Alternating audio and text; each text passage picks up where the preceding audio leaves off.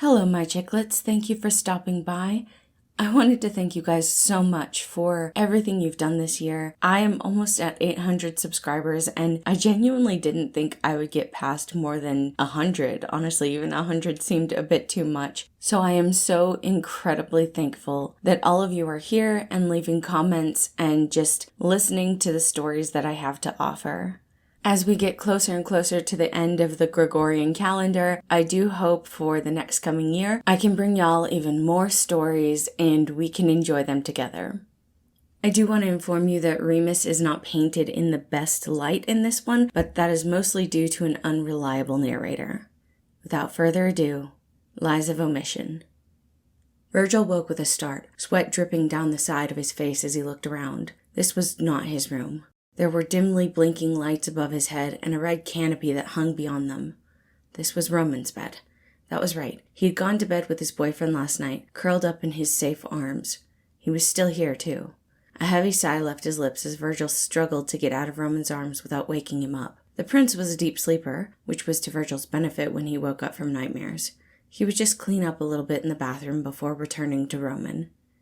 That had been the plan, at least, but when Virgil returned, Roman was sitting up in bed, rubbing his eyes. "Hey, sweetheart, what's wrong?" How could he still be so damn creative with his nicknames when he was half asleep?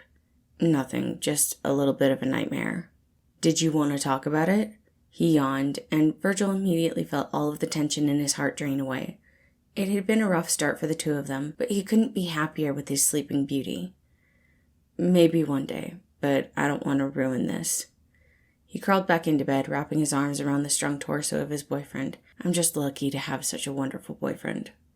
"Well, you deserve it." Roman rested his chin on Virgil's head, closing his eyes to go back to sleep. Did he really deserve it, though? After everything he'd done? He was still lying to Roman about his past. Even a lie of omission was still a lie. But Roman knew.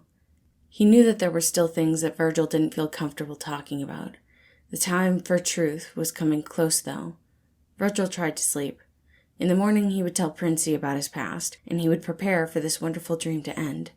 He really didn't want it to, but Roman deserved the truth. Despite getting very little sleep, Virgil was still the first one to wake up in the morning. He hadn't been able to calm down after making the decision to tell Roman the full truth. It should have been freeing, not forcing himself to complicit in a lie. Instead, he just felt the anxiety of losing someone he held most dear. His nerves were getting to him, and he kept running his hand gently through Roman's hair. What if this was the last time he got to see Roman's sleeping face? What if this was the last time he got to touch his boyfriend's hair? "If I pretend to be asleep, will you keep doing that?" Roman asked in a joking but still tired tone. "You don't have to pretend to be asleep for me to touch your hair." Roman looked up at him and smiled, shifting as he went to sit up again. "How did you sleep last night? You still look tired." "Yeah, I couldn't get back to sleep. I wanted to tell you why, but let's get dressed first." If he was chased out of Roman's room, he didn't want to have to change. Plus, he was delaying the inevitable. "Roman, you know how Remus said, 'just like old times,' to me in the last video? Did you hear that part?" "Using my real name? That is unlike you. This must be very serious." "Yes, I remember, and I have been curious, but after the video, I wanted to trust you. You wouldn't keep a secret from me unless you were trying to protect me." "Unfortunately, I was trying to protect myself this time." Virgil sat on the bed, fully dressed. "Back when I lived with the other sides, I told you I dated one of them." Roman did not like where this was going. "I used to date Remus." It was obvious on his face. There was no surprise, but confusion, concern, and a bit of anxiety. "I won't deny that I found him a bit hot, and I liked how creative and extra he could be." "Am I just a replacement?" Roman frowned. It had been so long since he had felt this anxious, and Virgil would not meet his eyes.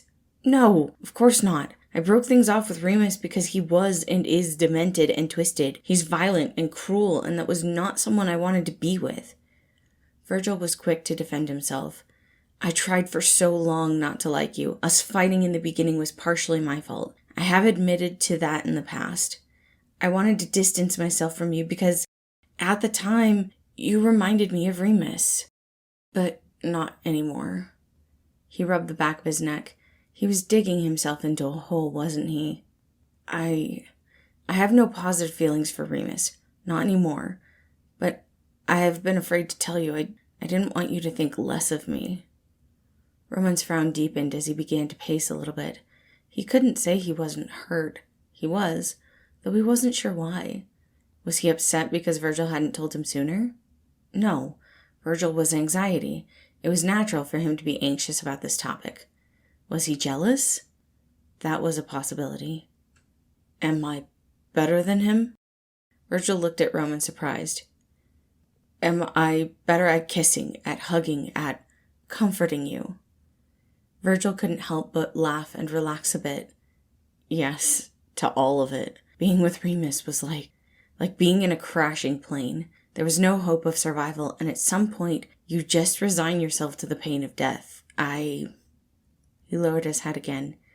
Kissing him was like being eaten alive. He didn't take into account how I felt or what I wanted. There was just lust. Hugging him was like hugging a boa constrictor. His only goal was to crush my spine, and he never tried to comfort me during an attack frenzy. You are, in every way, better than being with Remus. Virgil gave him a weak but completely sincere smile. I love you, Roman. They both stayed silent. It was the first time Virgil had said the L word in their relationship. Roman had been patient, but he hadn't realized how much he needed to hear those words right now. Walking over, he cupped Virgil's face and kissed him deeply. I do hope you realize this means I'm going to be much more protective with you when you are around my brother. I'm counting on it, and looking forward to it. The two chuckled and lied back down on the bed. Should we head downstairs for breakfast, or wait until Patton comes to get us? Roman asked, now taking his turn to pet Virgil's hair. I could use a few more minutes of sleep. Very well, my dark knight. Sleep. I'll wake you up when breakfast is ready. Virgil smiled and closed his eyes. For the first time since their last video, he was able to sleep soundly, once again safe in his prince's arms. Thank you all for listening. I would like to note that Virgil's opinions on Remus do not reflect my own. I do hope you enjoyed this story, and I hope you have a wonderful day.